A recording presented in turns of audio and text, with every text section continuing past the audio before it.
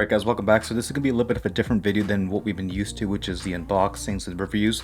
This is actually going to be a new series that I'm going to start every year. It's going to be called the Smartphone of the Year. As you've seen with the title, the smartphone of the year that I have chosen is going to be this one right here, the Oneplus 7 Pro. Not the 7T Pro, but the Oneplus 7 Pro. And there's several reasons why I think this phone is one of the best phones for 2019. And a smartphone doesn't have to be the costliest phone in order to be the smartphone of the year. That's one of the reasons why I have chosen the Oneplus 7 Pro as the smartphone of the year in my personal opinion. So in my opinion, and there's a reason for my choice, it's the reason that OnePlus has greatly improved as a company, especially with the devices that they're making, and it's impressive specs for a reasonable price that they have delivered with this phone. And I'm going to talk about the 4 reasons why I think the OnePlus 7 Pro is the smartphone of the year as I go along. If you have any other opinions of it, leave them down below in the comment section.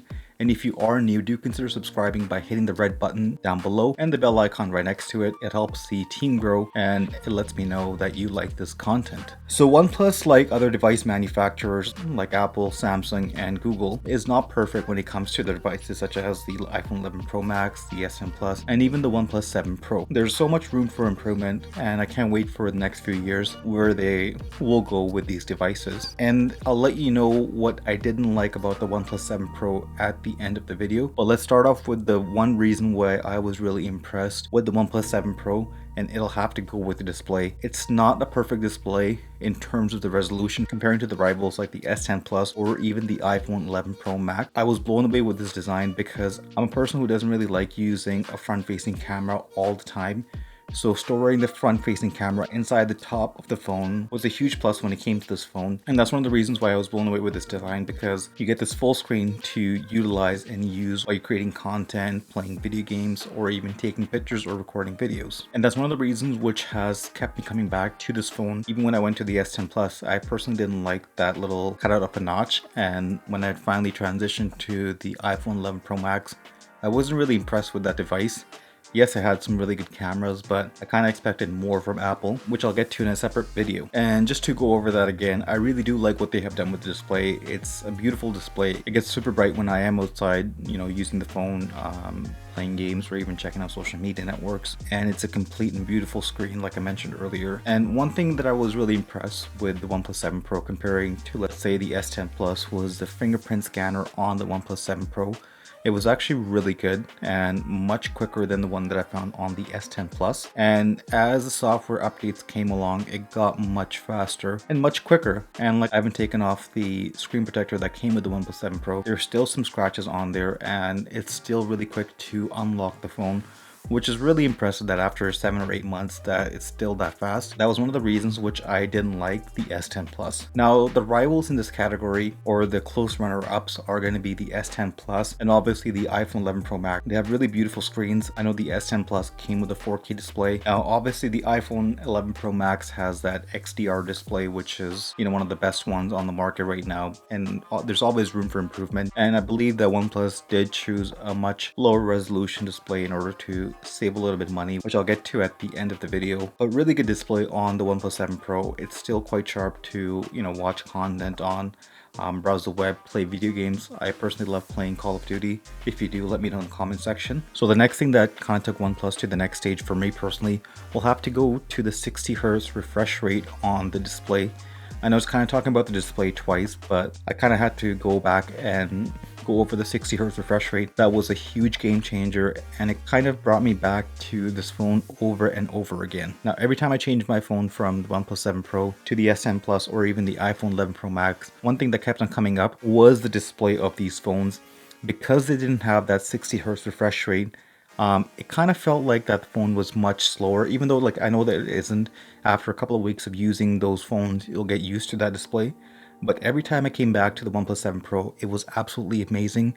And just the display by itself makes the phone appear much faster than it truly is. Now you may not notice the 60 Hz refresh rate or the benefit of that while you are browsing the apps on your app store, but when you are playing games, that's when you notice a huge difference comparing to the other phones, and kind of has like a little bit of an advantage when you are playing games on that 60 Hz refresh rate or even browsing the web. It just feels much more fluid and much more buttery smooth. Now in terms of the rivals or the second place for the 60 Hz display, we'll kind kind of have to go to the Pixel 4. It was good, it's a good phone, and it's a little bit overpriced phone. It does give you 60 Hz display up to a certain percentage of your brightness. If you go over that, it'll turn back into like your typical 40 Hz.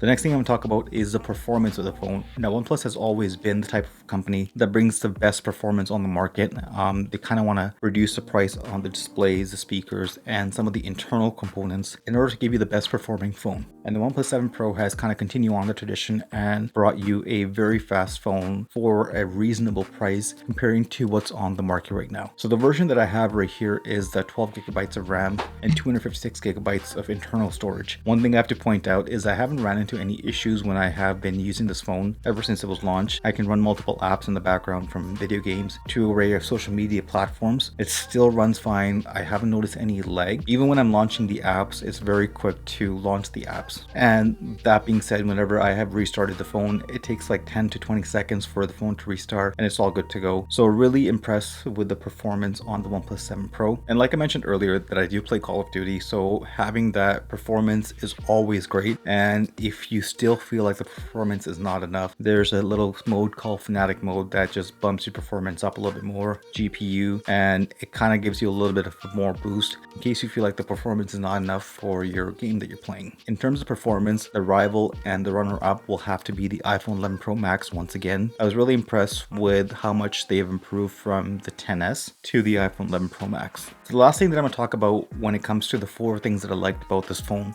and why I think it's one of the best phones for 2019 will have to go to the charging of the phone, which is a brand new charger that OnePlus has come with. Now, the previous models came with this fast charging option called Dash Charger, and OnePlus kind of took it to the next level with the OnePlus 7 Pro, and they've brought an even faster charger called Warp Charge or Warp Charge 30. Ever since I've been using this phone, I really don't care about wireless chargers because the fast charging or the warp charging is fast enough for me to quickly charge my device and have enough juice to last me 3, 4, 5 hours before the next charging cycle begins. Typically for me, like a 30 to 45 minute charge gets me through 5 hours of my day. I sometimes do feel like I need to charge again if I am playing a lot of video games, but just like my regular stuff such as emailing, using social media networks, it kind of lasts me the entire 5 hours. In terms of charging, one of the best rivals for this category and the runner-up will have to go to the iPhone 11 Pro Max. I was really impressed with the fast charging capabilities on that phone, and with like 30-40 minutes of charging, I was able to get through 4 to 5 hours of the day. And finally, to the not so good parts about the OnePlus 7 Pro, and some things that they really need to improve on to be, the #1 category for next year, because I know the other rivals are coming for that new display.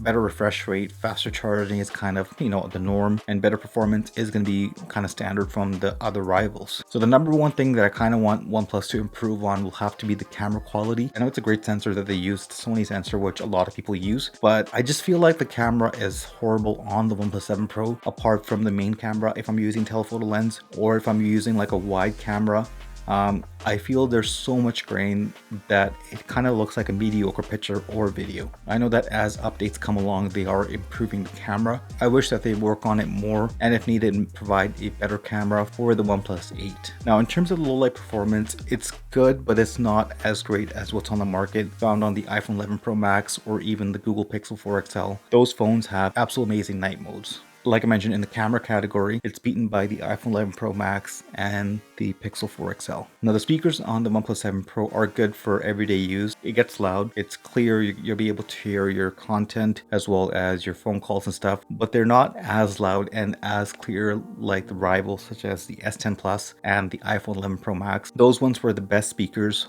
on any smartphone of 2019 in my personal opinion. Now, this is one of the things that I kind of find iffy, and I kind of wish that OnePlus put a little bit of money into this, is a certification for the IP67 or 68 certification. I know it takes some money for that certification to happen, and I wish that they do it because it's kind of like an ease of mind if I am purchasing a device that it is waterproof or water resistant to a certain extent. I feel like the OnePlus 7 Pro isn't that, even though there's a lot of claims out on the market right now that you can dunk the phone, it'll be fine, but I still want to see that in writing. So in conclusion, the OnePlus 7 Pro is a smartphone for all of these reasons.